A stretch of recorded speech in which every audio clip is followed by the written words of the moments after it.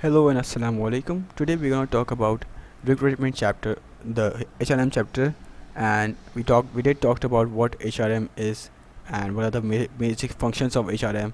And the first function we said was recruitment and selection of appropriate employees. So we're going to talk more in detail about how HRM deals with that. So basically, what is recruitment? Recruitment is the process of defining the need for employees, defining the job and person specifications, and attracting appropriate candidates. You have to just define what are your employee needs. What do you need from the employee? What is the job that you are looking for? What is the job that you are offering to the employee? So, so there are two basic documents. There's job description and person specification. These both of these documents you have to draft up and put that in the job advertisement to attract appropriate candidates. That's the whole process of recruitment.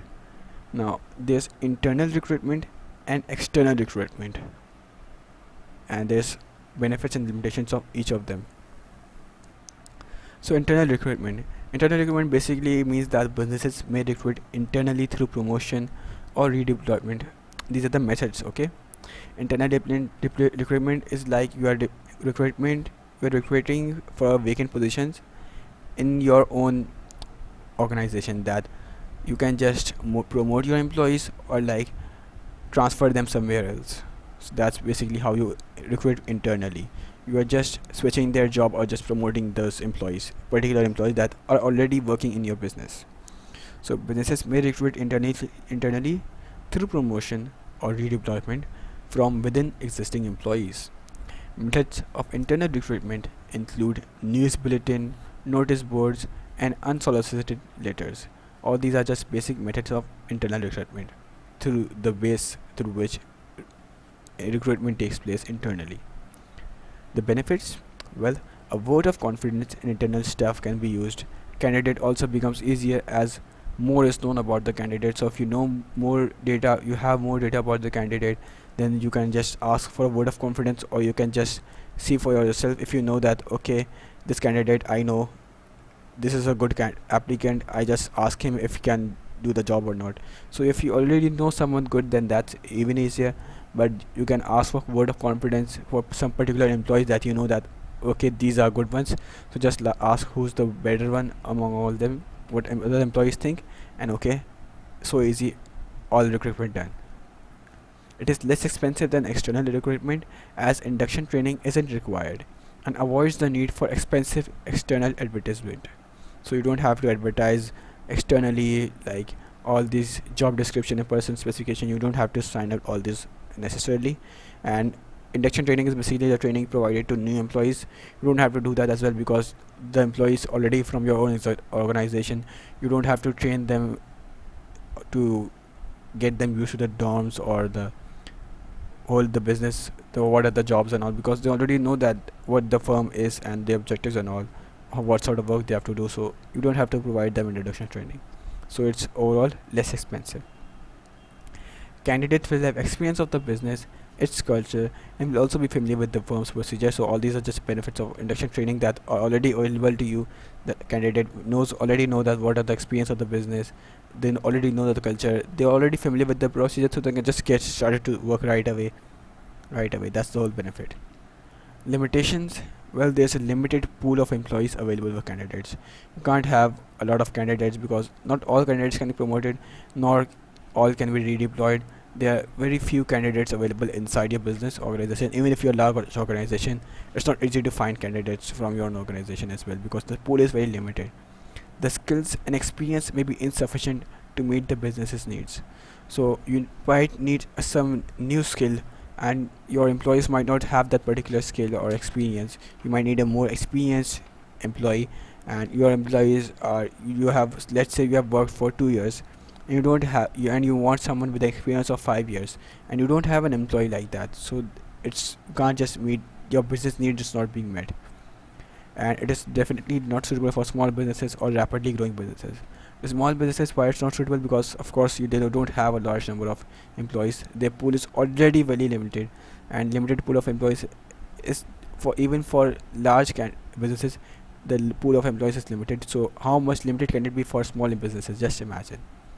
Plus rapidly growing businesses is because when a business is rapidly growing, responsibilities increase, so employees are sometimes made redundant, or like their function not required because they might be capital intensive businesses, or like more employees are just being employed outside from outside basically when there's business is rapidly growing, because you can't just promote your employees because those employees might need, you need more employees, you can't just transfer your job somewhere else. So that's the whole idea behind this. Internal recruitment benefits and limitations. Now, if there's internal recruitment, there's also external recruitment. External recruitment is basically recruiting from anywhere else outside your own organization. So what are the methods for recruiting external employees? Well, there's websites and employment agencies.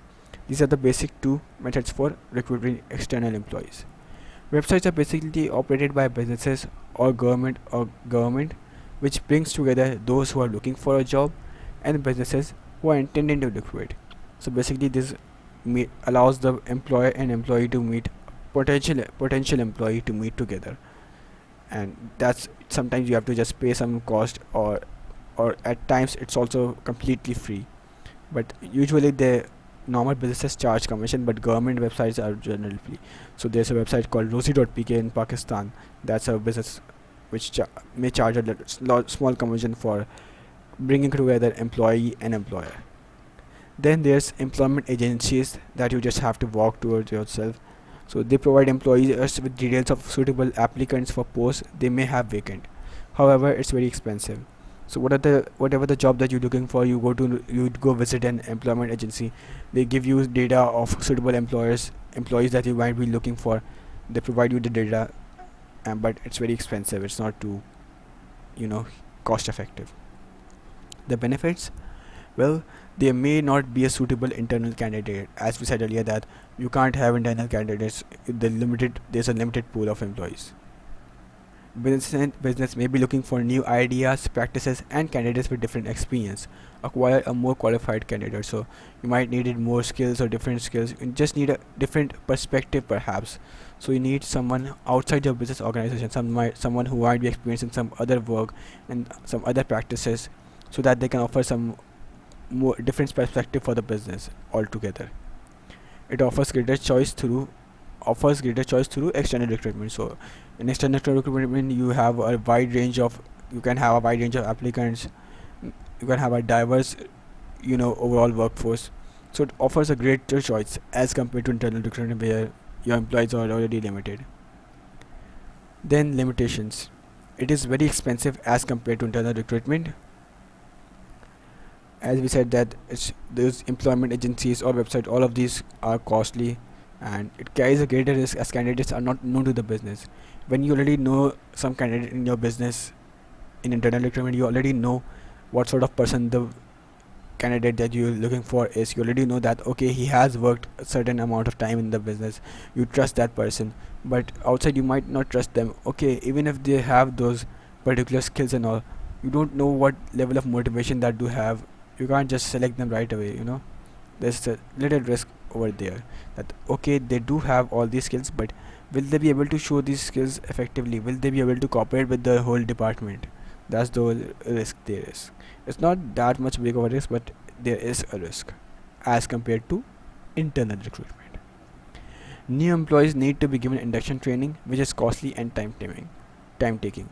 So it was already expensive for you to recruit that employee. Now it's even more expensive is the induction training that needs to be given. Generally get employee used to the business, what sort of business there is, the whole a visit of the whole firm, what sort of work do you have to do, what other businesses do, how do they cooperate with each department, the cooperation with the communication between each department. So all that needs is given in induction training, and induction training is costly because you have to give time for that. So the one who is giving the training needs to has to leave his job and provide that training, so that becomes time taking. Then selection. There was recruitment and selection. After you have recruited your employees, possible candidates, then you select which one is better. So this is basically establishing appropriate systems and procedures that lead to appointment of required staff. Recruitment was getting yourself some good candidates, and then your selection is selecting from that particular candidate which is the best candidate that is suitable for the job.